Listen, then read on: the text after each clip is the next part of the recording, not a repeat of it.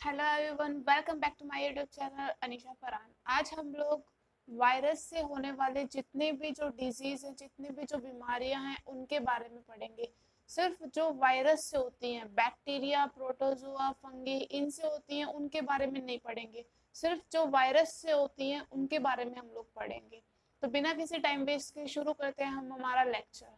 ठीक है, सबसे पहले तो वायरल डिजीज कौन सी होती हैं? वायरल डिजीज वो डिजीज होती हैं जो वायरस से होती हैं। ठीक है, वायरल डिजीज वो डिजीज होती हैं जो वायरस से होती हैं। अब सबसे पहले वायरस वर्ड या फिर वायरस किसने डिस्कवर किया था? कोई भी वायरस, तो सबसे पहले वायरस को किसने डिस्कवर किया था? लेवोनिस्की नाम के साइंटिस्ट ने वायरस को डिस्कवर किया था। ठीक है, virus virus discovered by virus discovered by लेवोनिस्की। इनका पूरा नाम क्या था? इनका पूरा नाम डीजे लेवोनिस्की था। ठीक है, लेवोनिस्की नाम के साइंटिस्ट ने वायरस को डिस्कवर किया था।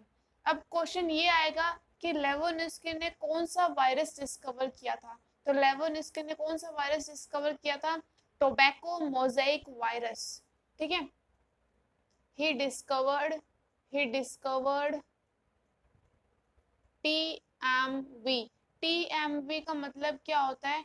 Tobacco mosaic virus. Tobacco mosaic virus किसने डिस्कवर किया था?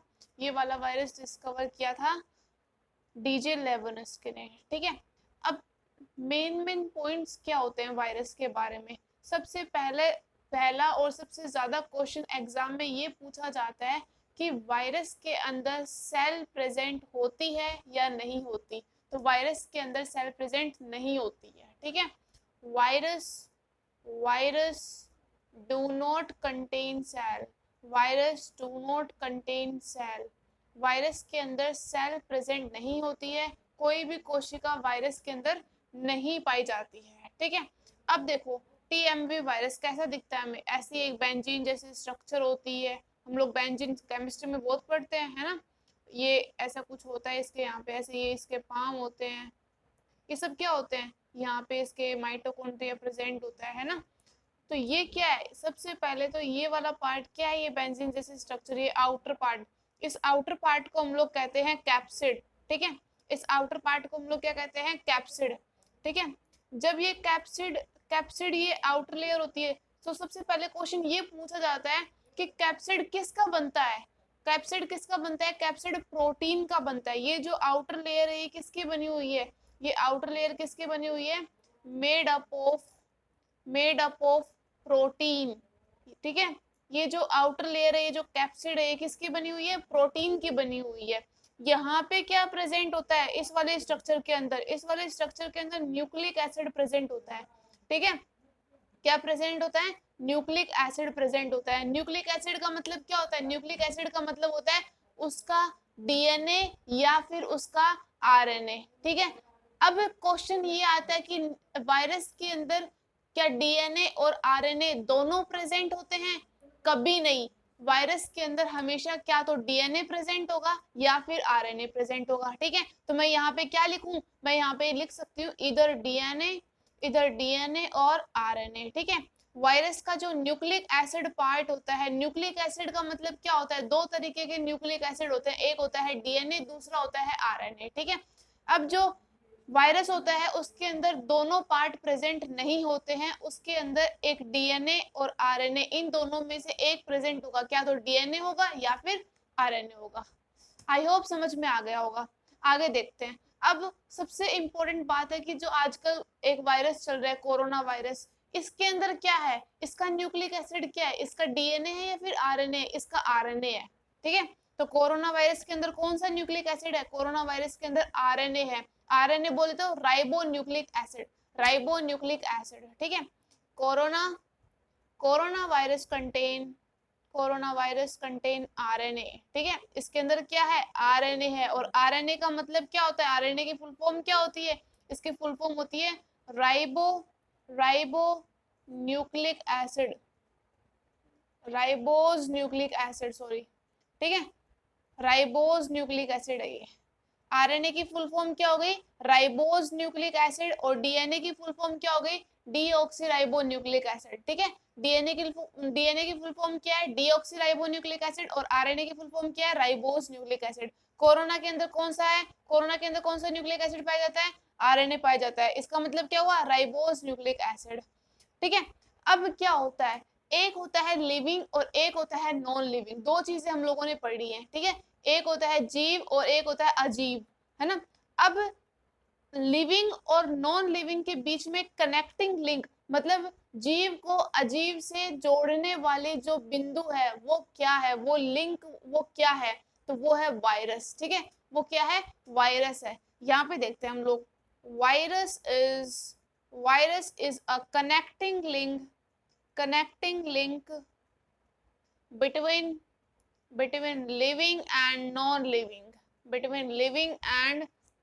living नॉन लिविंग और नॉन लिविंग को जोड़ने का काम कौन करता है, वायरस। वायरस को कनेक्टिंग लिंक क्यों बोला गया है लिविंग और नॉन लिविंग के बीच में, वो इसलिए बोला गया है क्योंकि जब कोई वायरस बाहर ऐसे ही पड़ा रहता है तब तो वो क्या होता है, तब तो वो नॉन लिविंग की तरह बिहेव करता है, अजीब की तरह बिहेव करता है। लेकिन वही वायरस अगर किसी इंसान के अंदर चला जाता है तो वो क्या हो जाता है, वो अपनी एक्टिविटीज करना स्टार्ट कर देता है, उस इंसान को बीमारियां करना स्टार्ट कर देता है ना। इसका मतलब क्या हुआ, वो वायरस किसी लिविंग बीइंग के अंदर आ गया तो वो वायरस भी क्या हो गया, वो भी एक लिविंग की तरह ही बिहेव करने लग जाता है। इसीलिए हम लोग वायरस को क्या कहते हैं, इसीलिए हम लोग वायरस को कनेक्टिंग लिंक कहते हैं लिविंग और नॉन लिविंग का। आई होप समझ में आ गया होगा।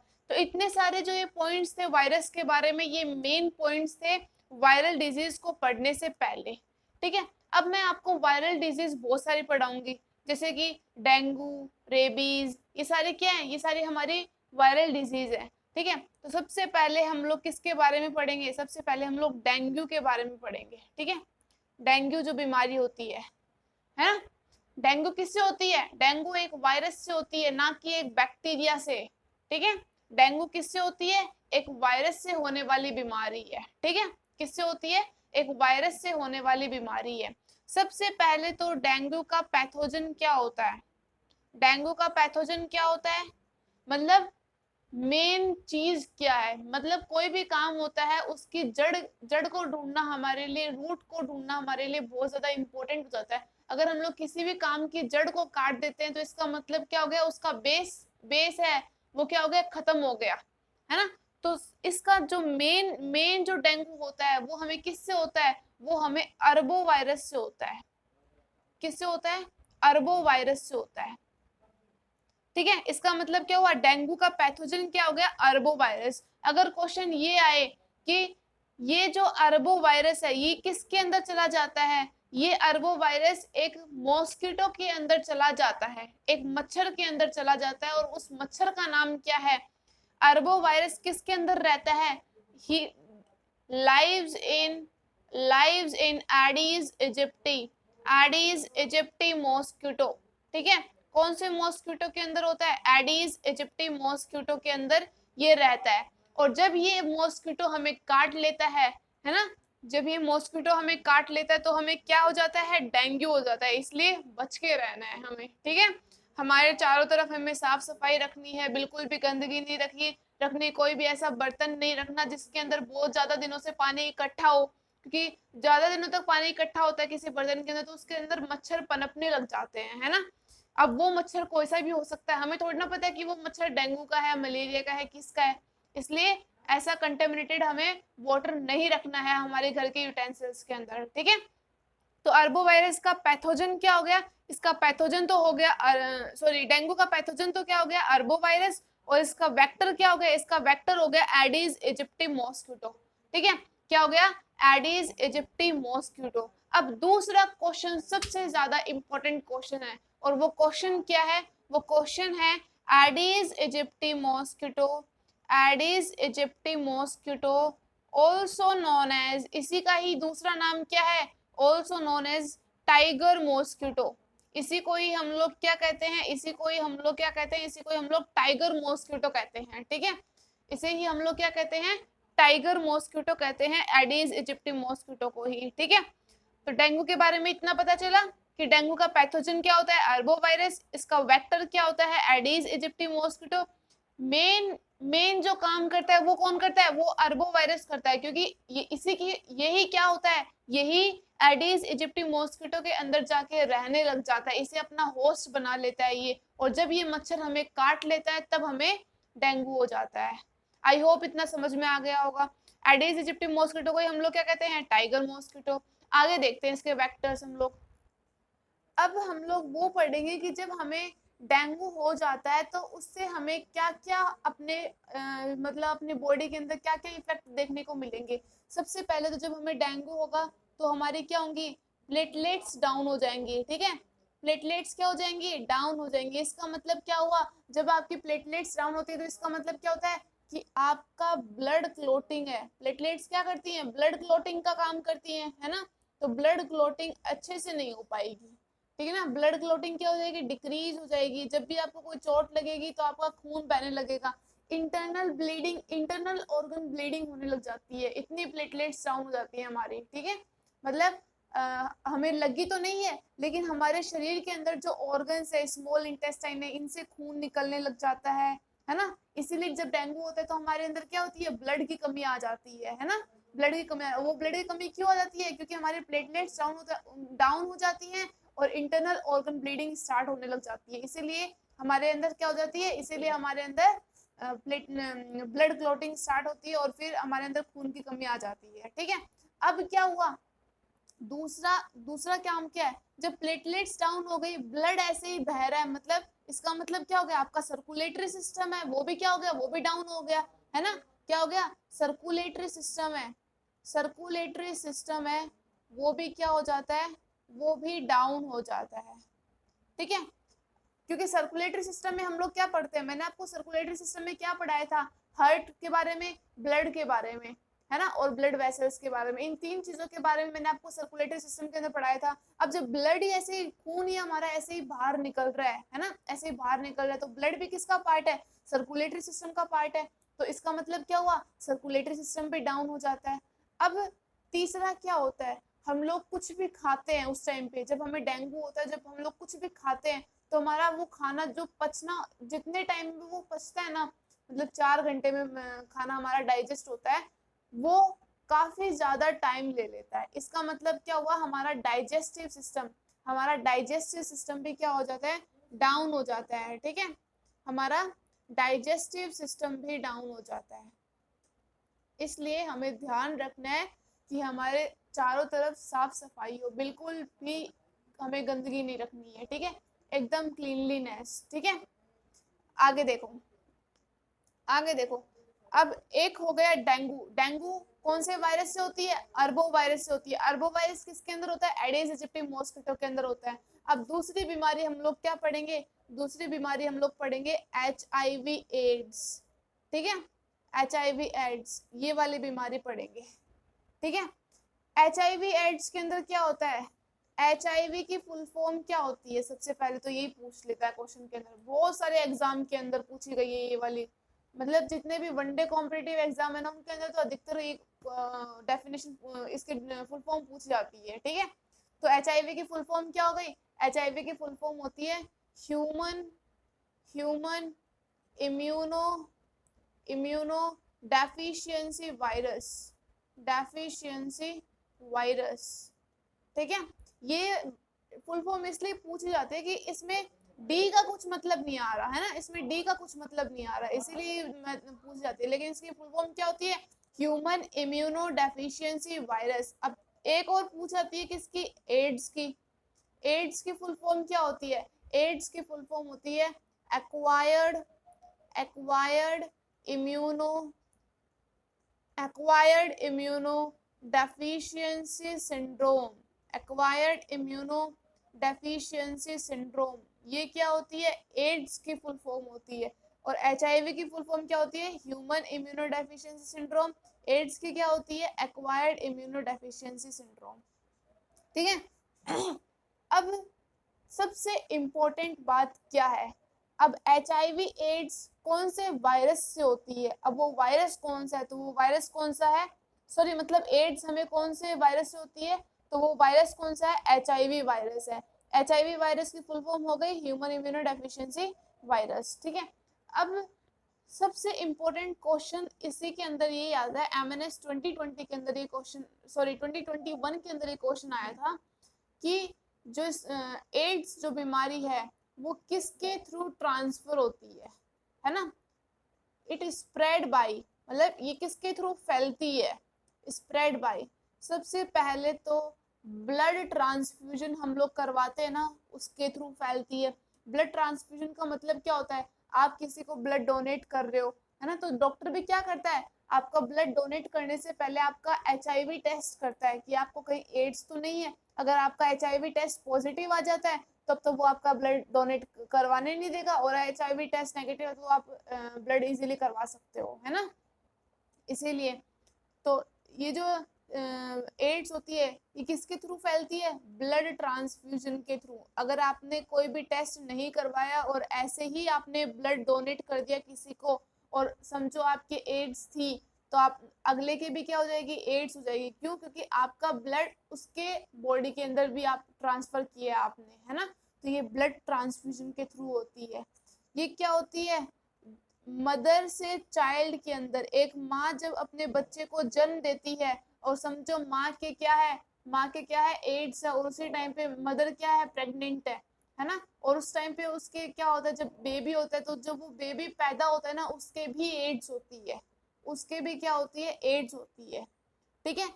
किसी इन्फेक्टेड नीडल से, इन्फेक्टेड नीडल से, इन्फेक्टेड नीडल का मतलब क्या होता है, कोई भी इन्फेक्टेड सिरिंज है ना, किसी डॉक्टर ने क्या किया, किसी एड्स पर्सन की सिरिंज लगाई और वो सिरिंज ही क्या लगा दी, उसी को धोके और आपके लगा दी वो सिरिंज, तो आपके भी क्या हो जाएगा, एड्स हो जाएगा। इसीलिए हमेशा ध्यान रखना है, कभी भी आप कोई भी सिरिंज लगवाने जाते हो हॉस्पिटल के अंदर तो एकदम आप डॉक्टर को विजिबल रखो, अपनी आंखों के सामने रखो कि उसने एकदम नए पैकेट से आपकी सिरिंज निकाली है या नहीं निकाली है, ठीक है।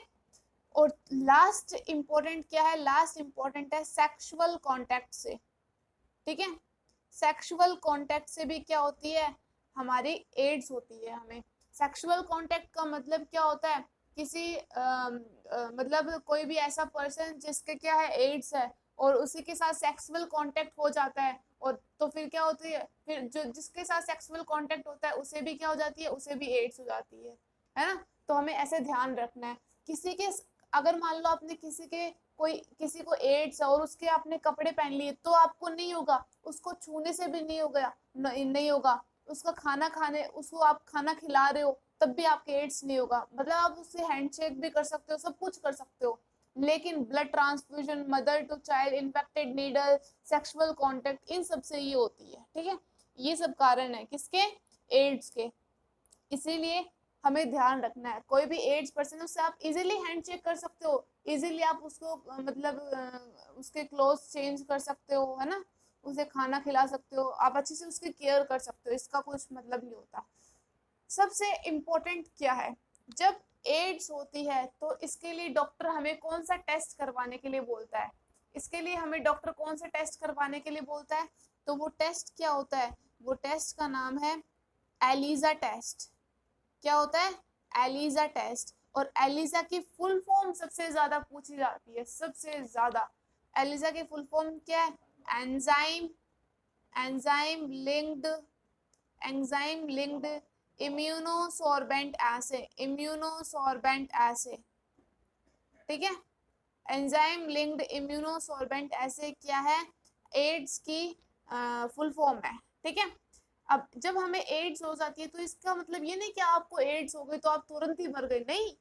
जब हमें एड्स होती है तो डॉक्टर क्या करता है, डॉक्टर हमें कुछ ड्रग्स देता है, उन ड्रग्स के थ्रू हम लोग 2-3 साल इजीली निकाल सकते हैं, इजीली हम लोग 2-3 साल निकाल सकते हैं उन ड्रग्स के थ्रू। सबसे इम्पोर्टेंट ड्रग कौन सी देता है, सबसे ज्यादा इम्पोर्टेंट ड्रग है किसके लिए, HIV एड्स के लिए है वो एजिडोथाइमिडीन, एजिडोथाइमिडीन, एजिडोथाइमिडीन सबसे ज्यादा ड्रग ये दी जाती है जब हमें एड्स होती है तब, ठीक है।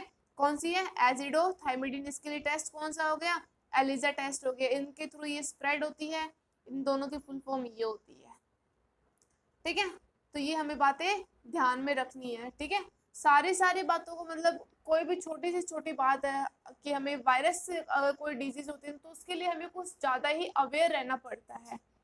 हम वायरस से अगर कोई डिजीज हो रही तो इसका मतलब ये अपने चारों तरफ सबसे पहले तो क्लीनलीनेस रखो, ठीक है।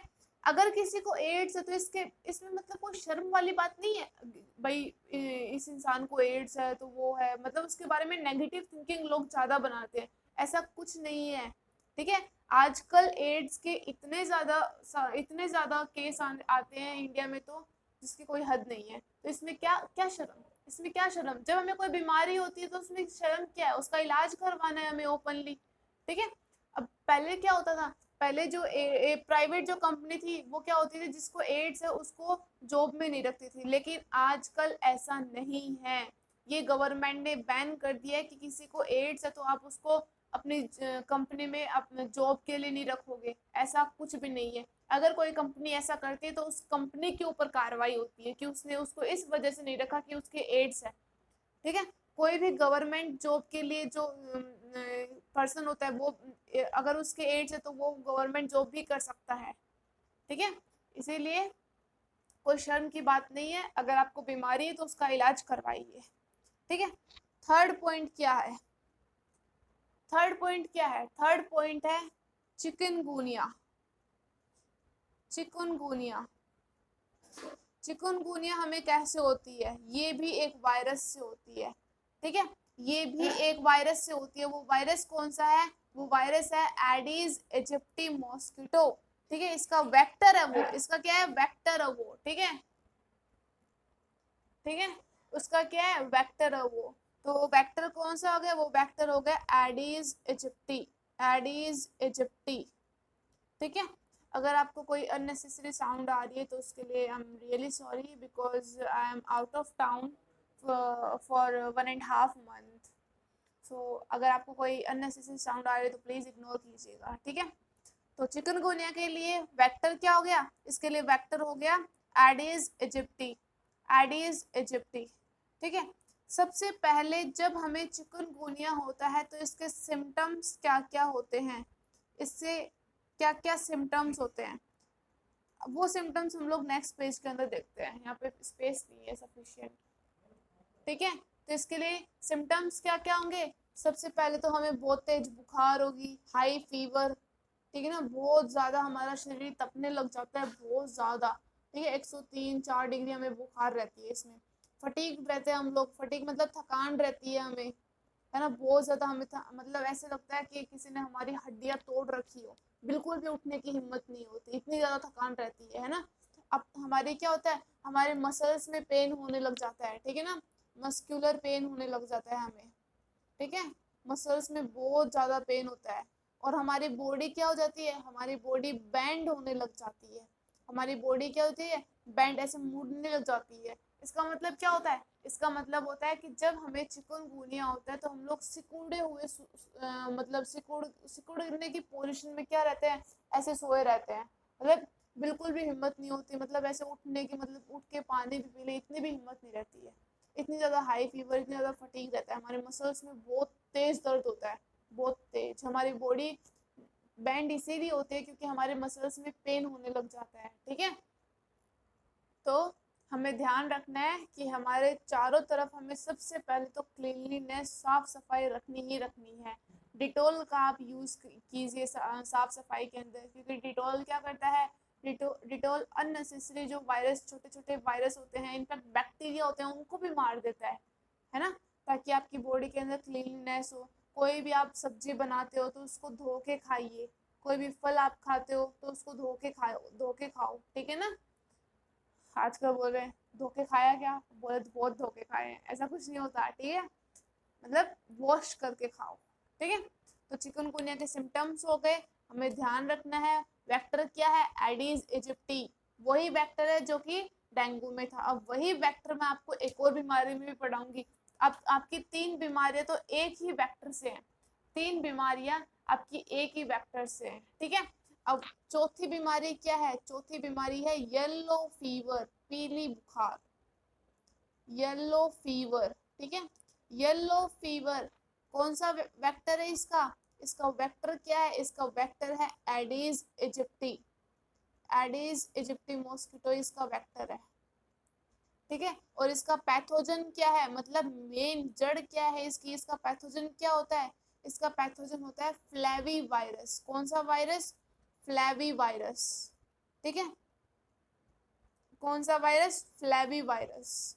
कौन सा वायरस है? फ्लैवी वायरस। ये फ्लैवी वायरस कहाँ पे अटैक करता है? ये फ्लैवी वायरस सबसे पहले तो एडिस इजिप्टी मॉस्किटो के अंदर रहने लग जाता है, और जब ये मॉस्किटो हमें काट लेता है तब हमें क्या हो जाती है? Yellow fever. और जब कोई अरबों वायरस जब इस मॉस्किटो के अंदर रहता है और उस टाइम पे अगर हमें मॉस्किटो काट लेगा तो हमें क्या होगा? डेंगू होगा, ठीक है। अब जब हमें येलो फीवर होता है तो उस टाइम पे हमारा जो यूरिन है ना, हमारे यूरिन में से कौन सा प्रोटीन एक्सक्रीट होता है ना, हमारे यूरिन में से, हमारे पेशाब में से कौन सा प्रोटीन एक्सक्रीट होता है? तो वो प्रोटीन कौन सा है? Albumin protein. एल्ब्यूमिन प्रोटीन क्या होता है? एल्ब्यूमिन प्रोटीन एक्सक्रीट होता है, ठीक है। एल्ब्यूमिन प्रोटीन एक्सक्रीट होता है हमारे यूरिन में से जब हमें येलो फीवर होती है तो, ठीक है। इसीलिए 3 बीमारियां हो गई। अब वो एक बार मैं आपको रिवाइज करवा देती हूँ वो तीनों बीमारियां कौन सी है। सबसे पहले तो डेंगू, डेंगू है ना, डेंगू हो गया। दूसरा क्या हो गया? दूसरा हो गया चिकनगुनिया, दूसरा हो गया चिकनगुनिया। और तीसरा क्या है? तीसरा है येलो फीवर। तीसरा क्या है? Yellow fever. ये तीनों बीमारियां हमें किसकी वजह से होती हैं? ये तीनों बीमारियां हमें सॉरी एडीज इजिप्टी मॉस्किटो से होती हैं। एडीज इजिप्टी मॉस्किटो से होती हैं, है ना। अब इनके लिए वेक्टर तो एडीज इजिप्टी हो गए और इनके पैथोजन अलग अलग है, ठीक है। जब हमें येलो फीवर होती है तो उसके लिए पैथोजन क्या होता है? उसके लिए पैथोजन होता है फ्लैवी वायरस। जब हमें डेंगू होता है तो उसके लिए पैथोजन क्या होता है? अरबो वायरस, है ना। तो ऐसे है। अब आगे हम लोग 5th नंबर वाले वायरल डिजीज पढ़ेंगे। 5th नंबर वाली क्या होती है? Influenza virus. कौन सा virus? Influenza virus. Influenza virus. जब हमें इन्फ्लुएंजा वायरस होता है सबसे पहले तो इन्फ्लुएंजा वायरस अटैक किसको करता है? इन्फ्लुएंजा वायरस सबसे ज्यादा अटैक करता है छोटे बच्चों को। छोटे बच्चों को मतलब क्या हो गया? जो मतलब बहुत ज्यादा छोटे 1-2 साल के बच्चे ना, उनको बहुत ज्यादा इफेक्ट करता है। दूसरा, प्रेग्नेंट वुमेन होती है ना, उनको, गर्भवती महिला को, उनको सबसे ज्यादा इन्फ्लुएंजा वायरस अटैक करता है। इसलिए कोई भी वुमेन अगर प्रेग्नेंट स्टेज के अंदर है तो वो अपना काफी ध्यान रखे, ठीक है, अपना काफी ध्यान रखिए। तीसरा, ओल्ड एज के जो लोग होते हैं, जो बूढ़े लोग होते हैं, उनको भी इन्फ्लुएंजा वायरस बहुत ज्यादा अटैक करता है। ओल्ड एज वालों को तो इसलिए अटैक करता है क्योंकि हमारी जो थाइमस ग्लैंड है ना, वो क्या होती है? उम्र के साथ साथ घटने लग जाती है। उम्र के साथ साथ घटने लग जाती है। इसीलिए हमें इन्फ्लुएंजा वायरस जल्दी ओल्ड एज वाले पर्सन को अटैक करता है, ठीक है। और छोटे बच्चे होते हैं उनके अंदर तो वैसे ही डेवलप नहीं हो पाती। जब आप 20-25 साल के होते हो ना, उस टाइम पे आपकी थाइमस ग्लैंड एकदम पीक लेवल पे होती है। इसीलिए तो लोग हमें बोलते हैं अभी तो तुम जवान हो, तुम्हें क्या हो सकता है, अच्छे से काम करो, वो करो, है ना। क्योंकि उस टाइम पे क्या होता है? उस टाइम पे हमारी थाइमस ग्लैंड एकदम पीक लेवल पे होती है। उस टाइम पे हमें बहुत कम जुकाम खांसी ये होते हैं, ठीक है। सबसे पहली बात तो अटैक किसको कर रहा है? ये अटैक्ड ऑन चाइल्ड, छोटे बच्चों को अटैक करता है। दूसरा, प्रेग्नेंट वुमेन्स को, है ना, प्रेग्नेंट वुमेन्स को मतलब गर्भवती महिला को। तीसरा तीसरा करता है ओल्ड एज पर्सन को, ओल्ड एज पर्सन को, इन लोगों को अटैक करता है, ठीक है। इन्फ्लुएंजा वायरस है, ये कैसे डिजीज है? ये एक क्रॉनिक डिजीज है, ठीक है। कैसी डिजीज है? ये एक क्रॉनिक डिजीज है। क्रॉनिक डिजीज का मतलब क्या हो गया? जो लॉन्ग टाइम तक ठीक नहीं होती है ना, उसे हम लोग बोलते हैं it is a chronic disease. It is a chronic disease. Chronic disease कौन सी होती है? क्रॉनिक डिजीज वो डिजीज होती है जो कि लॉन्ग टाइम तक रहती है। कब तक रहती है? लंबे समय तक हम लोग उससे परेशान होते हैं। लंबे समय तक हम लोग किसी अगर बीमारी से जूझ रहे होते हैं ना, तो उसे हम लोग क्या कहते हैं? उसे हम लोग कहते हैं क्रॉनिक डिजीज। क्या कहते हैं? क्रॉनिक डिजीज, ठीक है।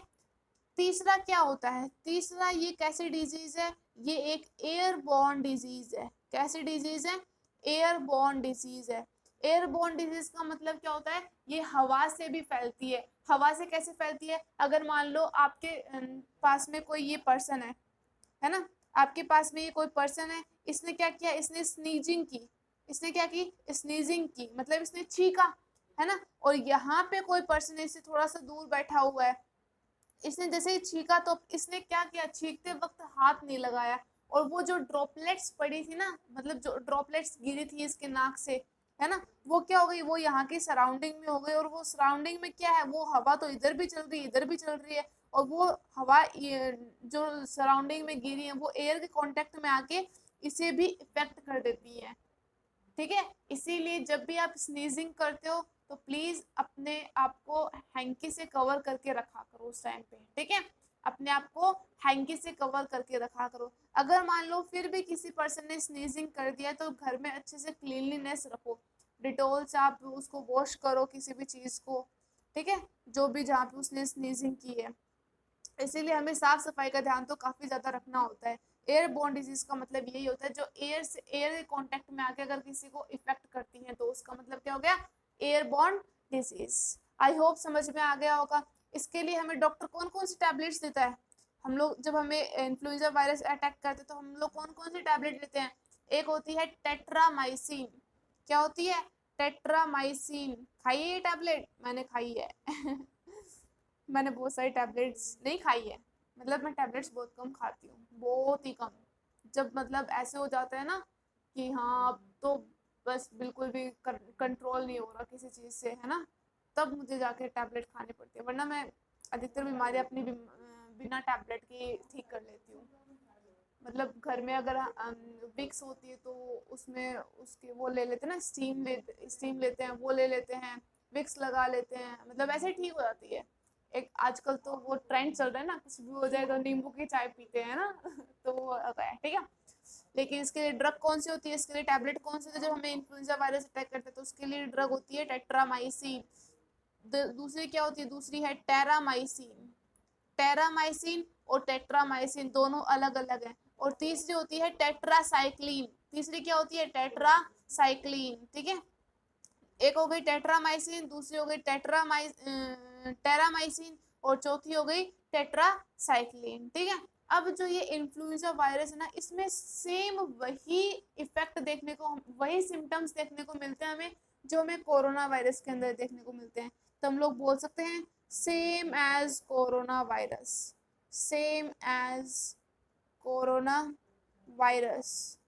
ठीक है, कोरोना वायरस के जैसे ही हमें इसके इफेक्ट्स होते हैं, जैसे मतलब हाई फीवर होना, कोल्ड होना, ठंड लगना, और मतलब ब्रीदिंग प्रॉब्लम होना, रेस्पिरेशन के अंदर हमें प्रॉब्लम होती है, सांस लेने के अंदर हमें प्रॉब्लम होती है ना, फटीग, थकान रहती है हमारे अंदर, ब्लड की कमी आ जाती है ना, ये सब रहता है हमें इन्फ्लुएंजा वायरस, जो हमें सेम कोरोना वायरस के अंदर जो इफेक्ट्स देखने को मिलते हैं वही के वही है। ठीक है, अब आगे की जो वायरल डिजीज़ है वो मैं आपको नेक्स्ट सेशन के अंदर, नेक्स्ट पार्ट के अंदर पढ़ाऊँगी, क्योंकि अभी काफ़ी टाइम हो चुका है, वीडियो काफ़ी लॉन्ग हो जाएगी, और काफ़ी लॉन्ग वीडियो होती है तब इंटरेस्ट नहीं आने लगता है। ठीक है, तो इसीलिए हम लोग आगे के पार्ट में वो सारे वीडियोस पढ़ेंगे, मतलब सारे डिजीज़ पढ़ेंगे। ठीक है, क्योंकि इसके बाद में भी अभी काफ़ी वायरल डिजीज़ बच रही है, जैसे कि बर्ड फ्लू हो गया, निपा वायरस हो गया, इबोला हो गया, है ना, कॉमन कोल्ड हो गया, रेबीज हो गया, रेबीज तो सबसे इम्पोर्टेंट है, निपा भी सबसे इम्पोर्टेंट है ना। तो ये सारे के मतलब काफ़ी ज़्यादा इम्पोर्टेंट वायरल डिजीज़ अभी भी बच रही हैं, और जब ये वायरल डिजीज़ आपकी ख़त्म हो जाएंगी तो उसके बाद में मैं वन लीनियर सीरीज़ आपको करवाऊंगी। वन लीनियर सीरीज़ का मतलब क्या होता है, जितने भी वो जो वन लीनियर क्वेश्चन बनते हैं ना वायरल डिजीज से, मतलब वायरल डिजीज से नहीं, जिस भी टाइप से डिजीज होती है ना उसी से, तो हम लोग वो पढ़ेंगे। मिलते हैं नेक्स्ट सेशन के अंदर, तब तक के लिए bye bye and take care of you.